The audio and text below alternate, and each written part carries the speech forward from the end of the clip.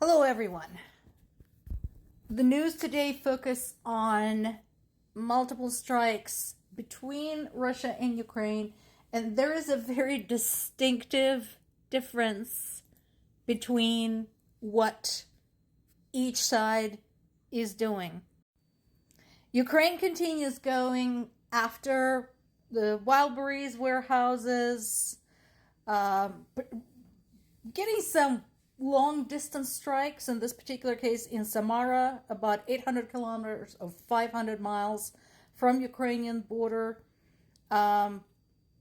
hitting their logistics facilities. Remember, it's not just your basic shipping company. It's not like that.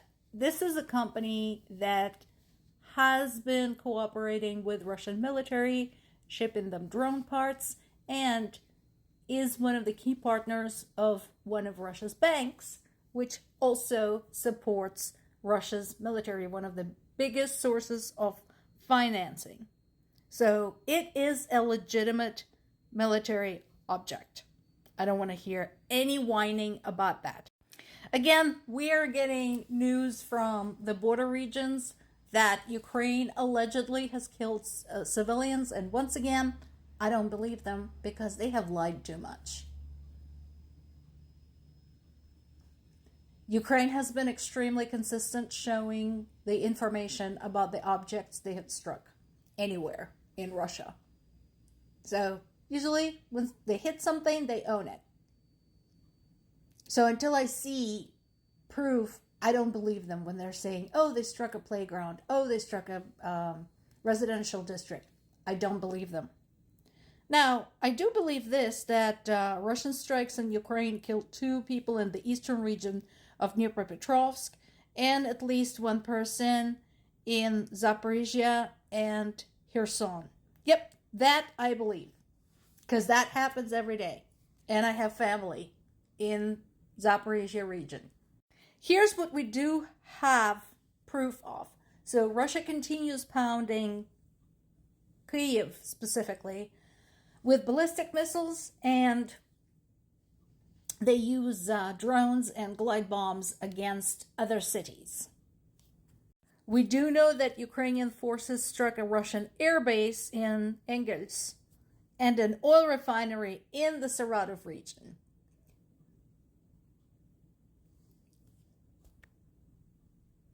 And we are still looking for specific details about what was struck. But we know that the air base is home to 295 MS and 2160. Those are strategic bombers. Those are used to launch attacks against Ukraine. So legitimate military object all the way. Kyiv Post and Kyiv Independent both shared the maps where this is located. And in addition, there's been a large oil refinery struck, one that processes 7 million metric tons of crude oil annually. And we said this before, the oil is the lifeblood of this war for Russia.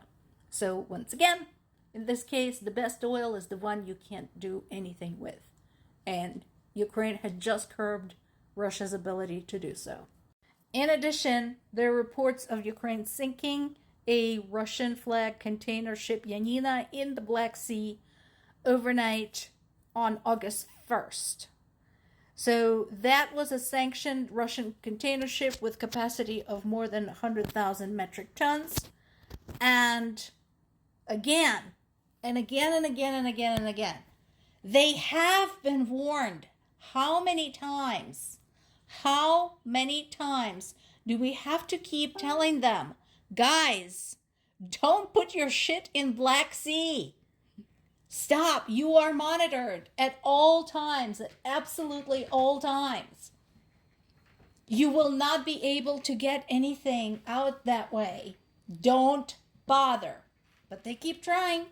Classic definition of insanity, doing the same thing and expecting a different result. While this story about the ship is still being confirmed. We do know that there are videos of the ship being sunk. So we have some information. And again, this is what I love about Ukrainian sources. This is what I love about Ukrainian military, is that they are meticulous about providing information. What was struck, when it was struck, what happened, and so on and so forth.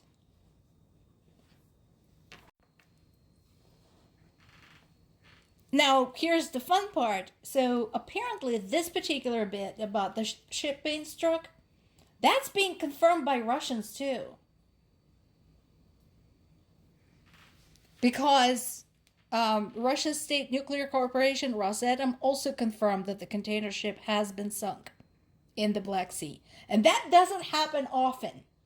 When a big Russian corporation does that, they do not like shit like that confirmed.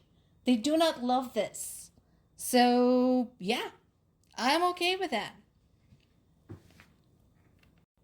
Now, here is what else we have. So we have 3 oil refineries struck. They are all in Bashkortostan. Bashkortostan is very, very far away. Look it up. Pull up your maps. It's a really long distance away. The facilities belong to Bashneft, and it is, again, one of the biggest oil refining clusters. Their combined annual processing capacity of more than 23 million metric tons of crude. I'm going to check with my sources and see if we can find you guys an update on how much Russia's refining capacity has been damaged at this point. I think the last time we looked, it was something like 14%, but we do need to check that. So I'll try to get that for you. And added bonus, it is important to remember that this particular set of facilities is producing multiple types of products, because we are talking motor fuel, we're talking liquefied gas, we're talking petroleum coke, sulfur, other products. Again, variety is important. SBU also said that drones struck 3 radar systems in Krasnodar region. Again, radars are their eyes and ears. The best radar is the one that cannot see or hear anything. And Russia continues to Russia. They are just doing the same dumbass shit that they have been doing, and then they're whining why Ukrainians do not love them. Here's why. Because at least 9 people have been killed and more than 30 others were injured in another attack on Kyiv. There were explosions. Again, these are people without homes, these are people without jobs, and they're people without their loved ones. And then they're wondering, oh, why is Ukraine being so mean? Why are we so disliked? This is why. Now you know. More to come.